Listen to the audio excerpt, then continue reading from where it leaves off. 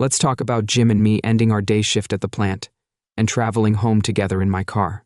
It's our thing to carpool whenever our schedules match up, and this week it's my turn to drive. As we leave the factory, Jim and I are on our way home. He explains that he wants to run by a pharmacy to grab some medicine for his wife Sally, who's been struggling with a severe cold. As we drove along, we passed the pharmacy where my wife Rachel works. I suddenly had the idea to surprise both Jim and Rachel with a visit, even though Rachel has worked at the drugstore for years. I'd never stopped in before, as I felt my quick presence would catch her off guard in a nice way. Visiting Rachel at work always felt uncomfortable because I didn't want to create a disturbance with her colleagues or Rachel. Never mentioned wanting me to visit during her shifts, but today felt different since she was on duty. I thought my surprise visit would be a pleasant shock for her.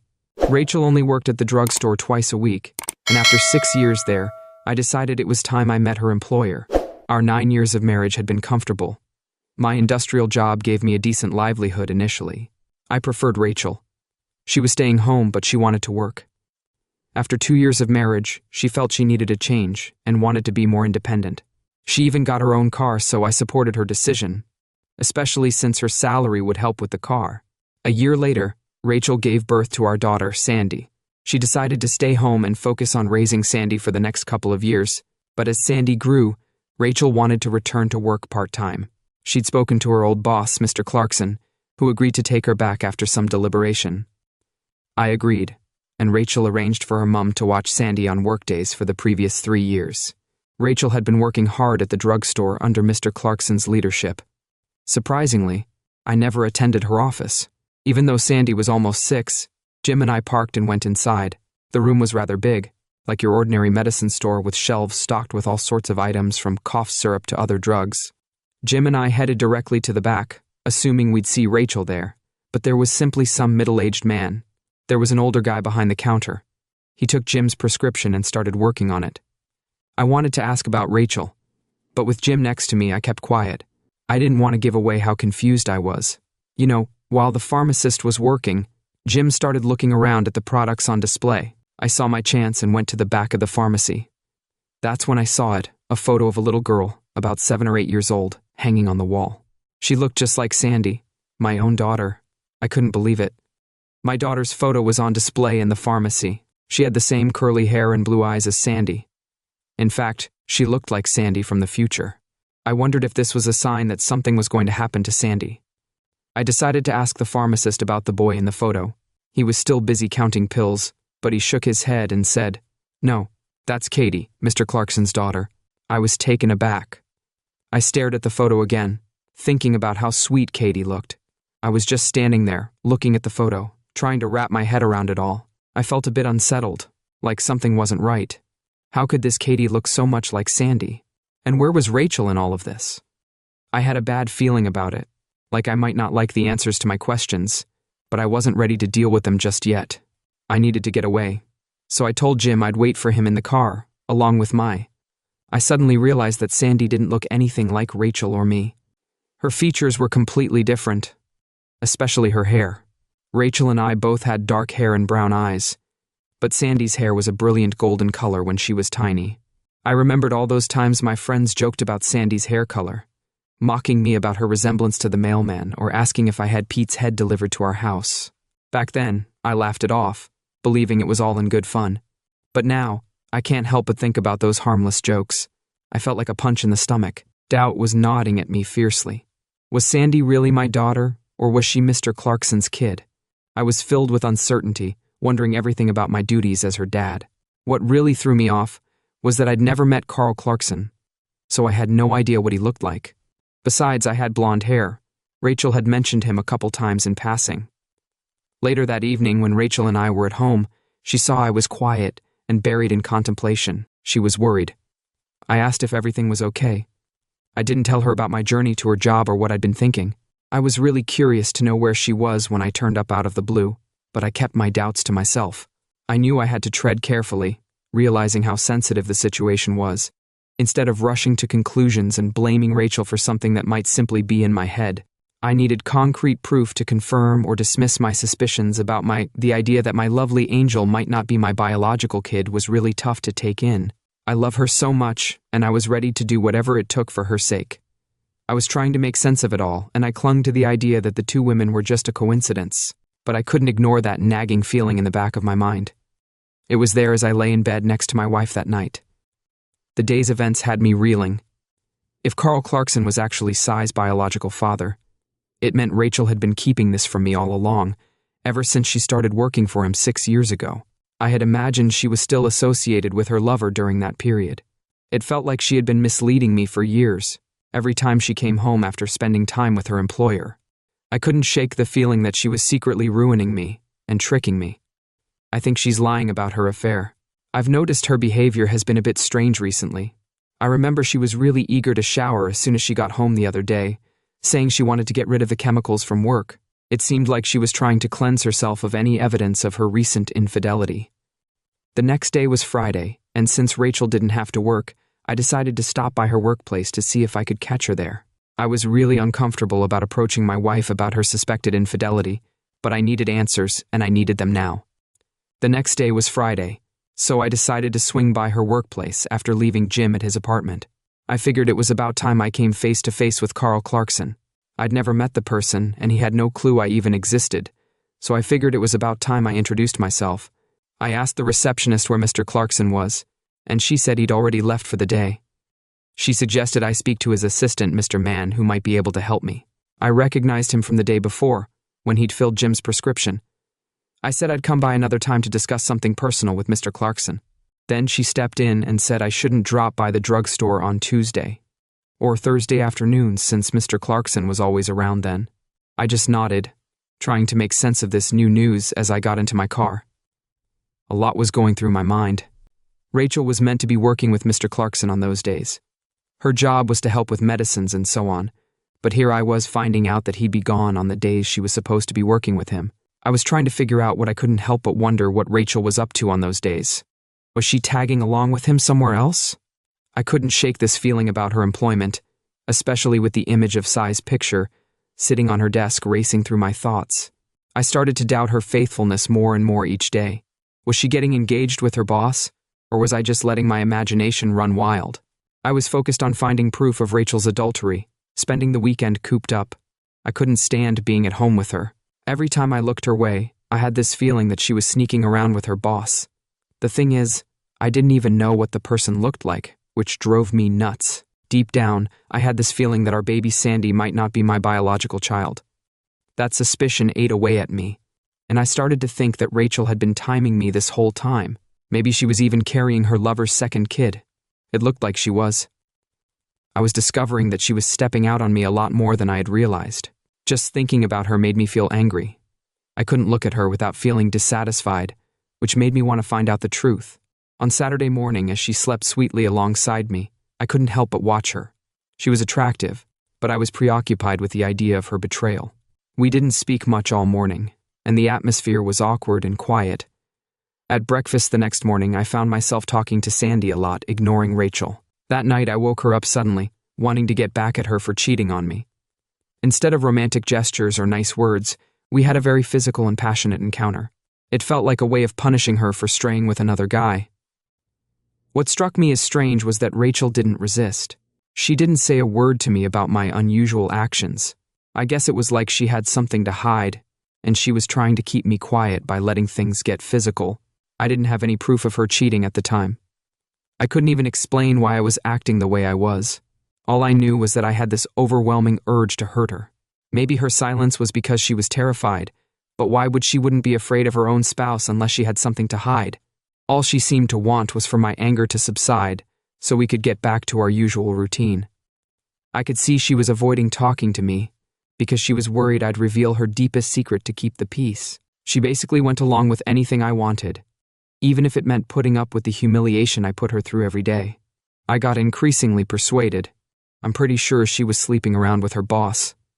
I'm certain their secret affair had been going on for years. I used to be a caring and attentive spouse, but now I simply see her as a tool to meet my own desires. I ignored her, and it seemed like the love and connection between us vanished. Instead, I sought revenge by being selfish and demanding during our private moments. I didn't feel horrible about it. I thought she earned it as time went on. I noticed this growing worry and anxiety in her eyes. One evening, I sat AC across from her at the kitchen table, and there was this tension in the air. I could tell she suspected I found out about her romance with Carl. She was hesitant to bring it up, avoiding a straight conversation. I couldn't understand why she was so afraid. I'd never laid a hand on her. Maybe she wasn't ready to end our marriage, craving the stability it brought, but she still craved the excitement of her secret fling. Did her affair with her boss pull her into this web of lies? I decided to gather proof of her adultery. So I took the next Tuesday off to confront her at her workplace. I was sure they hadn't met in the drugstore where she typically worked. They must have rendezvoused somewhere for me to keep a low profile. I borrowed Jim's truck for the day. On Tuesday morning, I got dressed for work as usual. I stopped by Jim's apartment to switch vehicles, giving him my keys and some cash after borrowing his truck. I parked a few houses down to keep an eye on things. Not long after, I saw Rachel and Sandy getting into her car. I followed them as they dropped Sandy off at school, trying not to draw attention. Rachel headed directly to the drugstore. She went straight to the drugstore, and I parked Jim's pickup across the street. I sat in it with the radio on, softly playing in the background. I was ready for whatever was coming. I had a clear view of Rachel's red Toyota and the pharmacy's parking lot from where I sat. I was willing to stick it out all day if necessary. About 30 minutes after Rachel walked in, I spotted a beautiful black SUV arriving in the lot. It was a tall, well-dressed guy around 35 years old. He was going toward a side entrance near the pharmacy. His presence grabbed my attention. I couldn't shake the feeling that something significant was going to happen. The instant he stepped out of the car, it hit me like a bolt of lightning. I identified him as the father of the girl in those images. He was, presumably, also my wife's secret lover. A guy around 35, dressed well, came out of a side entrance near the pharmacy. He caught my attention, and I had a feeling something big was about to happen. As soon as he stepped out of the car, I knew who he was. He was the father of the girl in those images. Everything suddenly made sense. This guy wasn't just my wife's secret lover. He was also Sai's real dad. For 6 long years he'd been misleading me, playing the part of a hidden stranger. I was really angry and wanted to chase after him and vent my fury. I even briefly thought about being aggressive towards my wife, but I knew that wasn't the answer. I should have reacted to my fury sooner. If I had addressed her after the first or second occasion of cheating, maybe there would have been a chance to save our marriage. It was a chance to save our marriage, but after 6 years of betrayal, it was too late. I had to accept that there was no way back. I had to stop seeing her and hold her to account for her actions. I was consumed by rage as I waited in Jim's car until midday. Then the door swung open and Rachel and her lover emerged from the building, their smiles so charming. Even an untrained eye could see that something was up. They looked like any happy couple getting into his SUV and driving off. Following them wasn't difficult. My wife's lover seemed relaxed after about 15 minutes of driving. We reached a country road leading to a lake. 10 minutes later, I watched as they turned confidently into the driveway of a charming log cabin on the lake. I parked Jim's car half a mile away, keeping out of sight. I made my way closer to the cottage, keeping out of sight. The tall, perfectly kept cedar hedge around the property meant I was thankfully hidden from view, giving me the privacy I needed to watch. I slowly circled the home until I heard voices wafting from an open window on the left side of the cottage. I approached cautiously, peeking through the slightly open window, which was just about shoulder height. Inside the room was dimly lit. After a moment, my eyes adjusted to the light, and I could see that a man and a woman were on the bed, lost in their own world. They seemed completely absorbed in their own passion, unaware of the world around them. As I focused on the man's face, I couldn't ignore the feeling of recognition. He looked a lot like Sandy, my daughter. His nose was the same shape, and his eyes were similar too. All doubts vanished in that instant. It was undeniable. I was pretty sure that Carl Clarkson was Sandy's biological father. I'd been fooled by Rachel, who'd led me to believe that I was Sandy's biological father. They may have laughed at my ignorance, but I was hurt and astonished by their betrayal. I couldn't shake the image of them planning another kid together. One thing didn't change, though. I still loved Sandy. She was and always will be my daughter in my heart. No one could ever take that away from me. But seeing my wife with another man was awful. It's something no husband should ever have to see. I felt angry, sad, and betrayed. I didn't know what to do next. I started to cry. I felt confused and upset. I was filled with doubt and resentment, and I wished I had my camera with me. It could have provided concrete proof of her infidelity at that moment. I felt that divorce was my only alternative. I wanted substantial proof to give to the judge. Anything that would boost my case and improve my prospects of winning custody of Sandy would be great. It was a terrible decision, but I felt I had to make it for the sake of my daughter's future. It was awful to see the woman I once loved having a secret meeting with another man. I couldn't bear to watch or listen to their conversation any longer, so I quietly went back to the car to try to take my mind off it. It was a heart-wrenching spectacle. The affection I once held for her has disappeared, replaced with a burning need for revenge against her illicit partner. I didn't realize at the time that the events that followed would affect their lives forever. That evening, Rachel arrived home as normal after a tough day at work. She didn't say anything, and went upstairs for a soothing shower. I was busy making dinner, which was a normal task for days when she worked. We didn't talk much, but Sandy filled the air with chatter about her day at school. The tension between Rachel and me was forgotten about the following morning. It was Wednesday, and Rachel had the day off. She was dressed in her robe and joined Sandy and me at the breakfast table for a family dinner. I noticed her looking at me when she thought I wasn't looking. Her expression showed a mix of emotions. It was evident she suspected that I had uncovered her secret romance. As the evening drew in, Rachel was looking a bit worried as she swept up the dishes in the kitchen. I thought I'd share a story with her to cheer her up.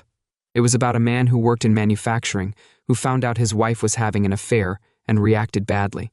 I told her how his colleagues, the workers, were plotting revenge against her lover. Rachel listened quietly, her eyes growing wider with each word. Finally, she turned to me, looking for my opinion on the situation. I calmly explained that betrayal had consequences, emphasizing the seriousness of adultery and its impact on marriage. I thought it was the right thing to do. I said that both the wife and her lover would face consequences for breaking their marriage vows. On Tuesday, I decided to take the day off again. I used Jim's truck around noon and sat in my car enjoying lunch before I started my plan. This time, I walked to a cottage. I went to a peaceful lake where I knew Carl's black SUV would be parked. It's equipped with a video camera, so I wanted to capture indisputable evidence of their betrayal. That's essential not only for winning custody of Sandy, but also for disclosing the truth to Carl's naive wife. My purpose was to inflict maximum misery on him. I first thought about doing DNA tests on Sandy and me to prove that my wife was cheating on me. But I realized that if I told the court that I wasn't her baby's dad, it might backfire, and she'd get custody of Sandy. So I decided to keep quiet and use the recording of them having sex as evidence. They were still acting like they didn't know I was there. Carl was talking about. He was planning to destroy his wife's capacity to get a driver's license, trying to block her from following him. Later, Rachel told Carl about my recent unusual conduct, expressing her fear that I could be onto their affair. Carl was getting more and more uneasy, which meant it was time to end my observation. Back home, I fell back into the habit of cooking dinner while she was still at work. Her regular quitting time was approximately 6, and she'd stroll through the I was in the kitchen about 15 minutes later when it suddenly hit me that during those work hours, my wife and Carl must have been up to their usual tricks. They're normally gone from 2:30 to 5:30 in the afternoon, while I'm busy in the kitchen, blissfully unaware of the imminent downfall of our once happy family. That evening, I began to formulate a plan. I was determined to leverage the power of intimidation. Now, let me be clear. Resorting to violence is not my style. However, I couldn't resist the power of that made-up narrative. The factory worker who found out about his wife's infidelity was a real shock to Rachel. I suddenly had a lot of authority over her, which probably made her think even less of me. I thought she was just biding her time, waiting for the perfect moment to break things off. Maybe she was looking forward to the day she could finally run to her lover's arms. I brought it up again at dinner on Wednesday. I told her about another CO worker. I told him how he'd finally got his own back on the guy who'd lied to him. I gave him a realistic picture of the lover lying in hospital, facing up to the consequences of his actions. I said the betrayed spouse had filed for divorce and was seeking custody of their children. Rachel was amazed as she listened to me. She carried on eating, but her hands were shaking, which showed how upset she was. The next day, when she came back from one of her secret meetings, it was obvious she was worried. I noticed her fear when we were having dinner. I started asking her about her job, asking about her boss, what he looks like, his family, and other things like that. Up until then, I hadn't really thought about her boss much. I hadn't really paid much attention to Rachel's boss, so my sudden interest in him made her nervous and me suspicious. I started asking about her employment at the pharmacy and how pleased she was to work there. I also hinted that I would drop by her job one day. She looked astonished but stayed silent, with an odd expression on her face. She slowly nodded. Over the weekend, I was trying to think of the right words, but I couldn't find them. So I took Rachel and Sandy out for dinner, hoping to keep up the appearance of a happy family. But even Sandy could tell that something was odd with her mum recently. My kid took refuge in my guiding her queries and seeking comfort exclusively in my presence as we neared the end of our lunch that evening. Sandy excused herself to the washroom. Leaving Rachel and me alone for a moment, I asked Rachel if she was okay and if she wanted to talk about it. "Roger, I've noticed a change in you lately. It's been a while since we've been close. Can you remember the last time we were intimate?" Her eyes looked at me, showing her worry. It was clear I could tell she was starting to feel bad, but exposing her infidelity wasn't part of her plan. Even if she had confessed, I knew forgiveness wasn't an option. Her dishonesty not only affected our marriage, but also Sandy. She knew it too. "I adore you, Roger," she whispered, desperation clear in her words. "But recently I feel like you look at me with hatred instead of affection. If you stay any longer, Rachel, I need to know if you're cheating on me. If you are, then our marriage is over and you'll never see our daughter again. I'm serious." I finally confronted the truth that had been weighing heavy on my heart with those remarks. The truth hung in the air between us as Rachel's eyes met mine. Her countenance was a mix of shock and speechlessness. Tears welled up in her eyes, which was an unexpected. She left the restaurant without saying anything, leaving me there, confused. Sandy was still in the bathroom, so I paid the bill and waited for her to come out. When she did, I saw that Rachel was crying, but she seemed to have stopped. I took a break to deal with my family crisis, and I was initially a bit apprehensive. My employer agreed after I told them how serious the situation was. I found myself in Carl's driveway, trying to figure out what to do next. I sat in my car and thought about the future, which was pretty uncertain. I felt like I needed to meet Carl's wife and tell her the truth. I saw her in the garden next to the pool. I went to the pool. My determination grew. She looked like Rachel, with her tall stature and light brown hair. I summoned my courage and went over to the fence. My heart was beating slowly as I crossed the backyard and looked at the changing rooms around the pool. I finally reached her and introduced myself, feeling nervous. I said my name was Roger Weldon and that my wife, Rachel, worked with her. Her gaze shifted a little before she smiled and offered her hand. She said she'd heard of Rachel, although they'd never met. Claudine Clarkson replied warmly, our hands clasping in greeting. It seemed like she was unaware of her husband's affair. I knew it would be tough for her, but she deserved to know the truth. I decided to be upfront and direct. "Mrs. Clarkson, I'm sorry for the seriousness of this meeting. I have something to tell you, and I know it will be hard to hear. Your husband and my wife have been having an affair." I told her about the long-term affair. She was in shock for a moment, then she started to cry. She sat there, unable to speak until she was overwhelmed. Then she covered her mouth with her hands. Before I could tell her everything that had happened, she spoke up. I had the courage to ask if I had proof. I confirmed that I had evidence of their affair, including images of them together at your lakeside cottage. There might be more evidence out there. Their romance lasted over 6 years. As I spoke, I had another surprising revelation. I strongly felt that her spouse was my daughter's biological father. The weight of my statement prompted Claudine started to cry. I quickly guided her inside and led her to the couch.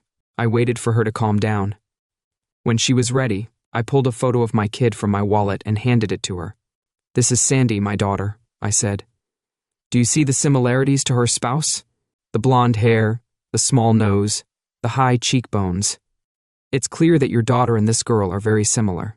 I picked up the photo of her daughter from the mantelpiece and put it on the coffee table with the other one. "Look at how similar they are, Mrs. Clarkson. It's obvious that they're sisters, linked by blood." Claudine's tears stopped as she looked at both images. After a while, she looked at them closely and said, "What should we do?" I paused to think and then replied firmly, "I've decided to divorce my wife and get custody of my daughter. I know it's a difficult situation, but I think this is the fairest solution for us both." After thinking it over, I accepted the sad fact that Carl had actually betrayed me by lying about what happened with Sandy. I had all the evidence right in front of me, and he was trying to avoid taking responsibility for his actions. "I think justice will be served, Mrs. Clarkson. I really think you should speak to a lawyer. I can send you copies of the images I have, but we should wait before exposing their affair." I said there's a strategic reason for this, and I'll explain why. We watched a bit of the video from the car together, and Claudine was still crying. She was really upset. After a few minutes, she wanted to pause the recording to get a break from seeing the truth. Once Claudine was herself again, I told her what I wanted to do and why. I said we should wait a few days before talking to the couple about their. Despite her sadness, she agreed to the proposal on Tuesday. I spoke to my lawyer about getting custody of Sandy. He said it would be difficult, especially as I'm not her biological father. He said that if my wife wanted a DNA test and proved I wasn't her real father, it could damage my case. I realized that if I started legal action for child support against Carl, I might lose custody of Sandy. I didn't want that to happen. I decided to put any legal action on hold for the time being.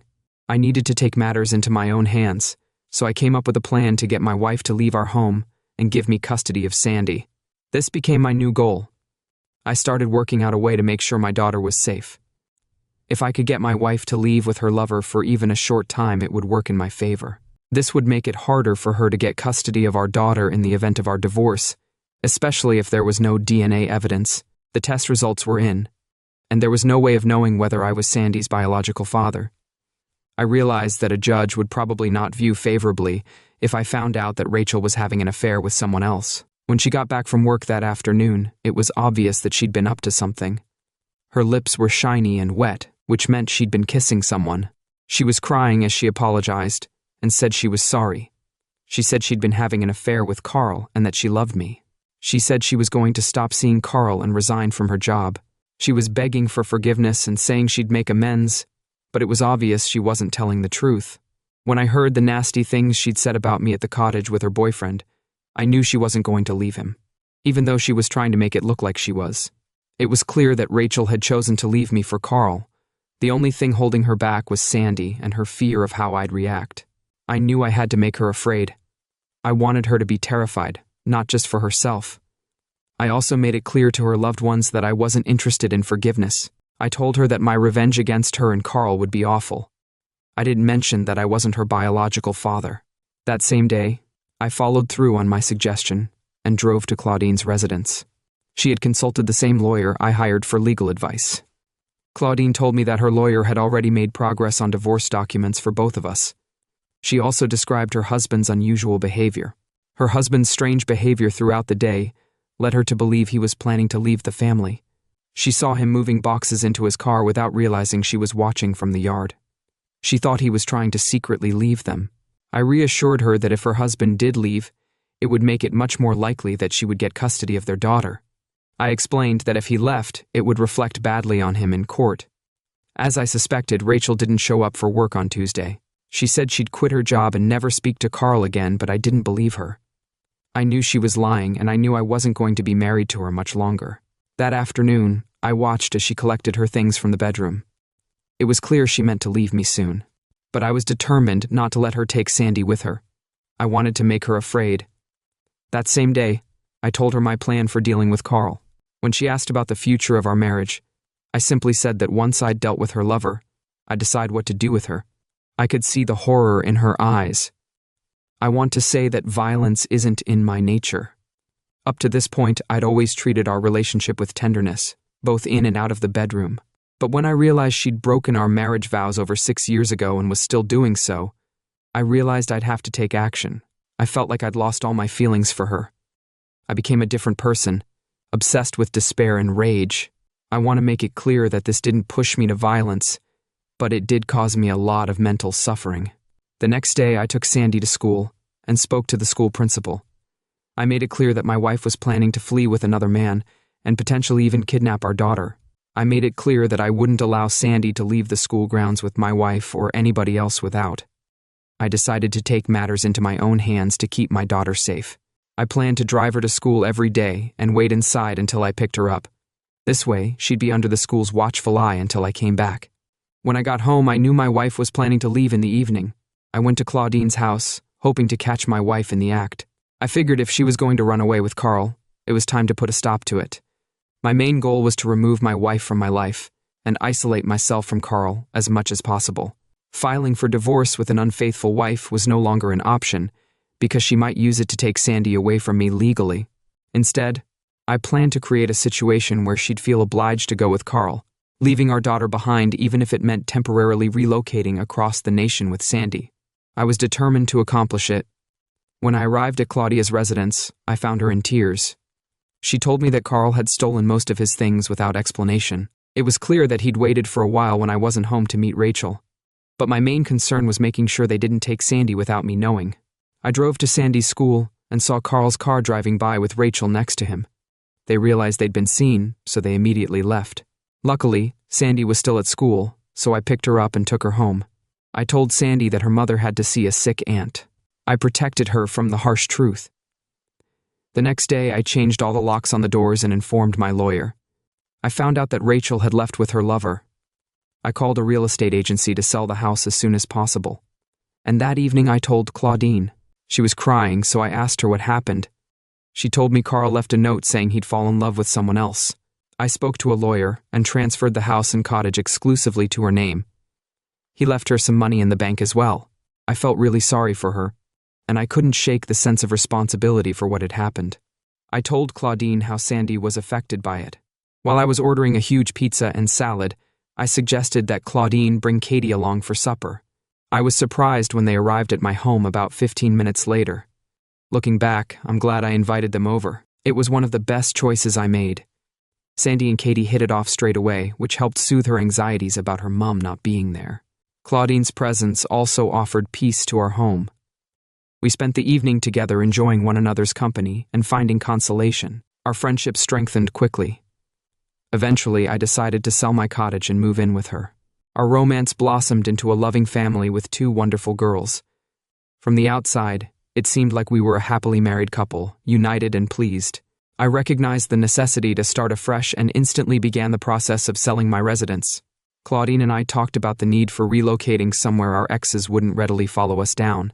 We envisioned a future where we could leave the past behind and establish a fresh life together. Less than a month after Rachel left, I found myself I relocated to Texas with Claudine and our 2 girls. My job as a contractor grew, allowing me to build a magnificent home and become a respected part of the community over time. I learned that this line of employment was not only profitable but also fulfilling. Now I oversee a team of 5 individuals. It's been 5 years since Claudine and I came to Texas and were perceived as a happy, successful couple, raising our 2 daughters, Sandy and Katie. Just last year, we welcomed a baby boy into our family. While we haven't heard from Rachel and Carl, we still hope for their well-being. We've accepted that they may have faced penalties for their actions, but our lives are fantastic. We've built a loving, fulfilling family life that's unaffected by the sadness of adultery. Every moment we spend together is priceless, filled with love and happiness.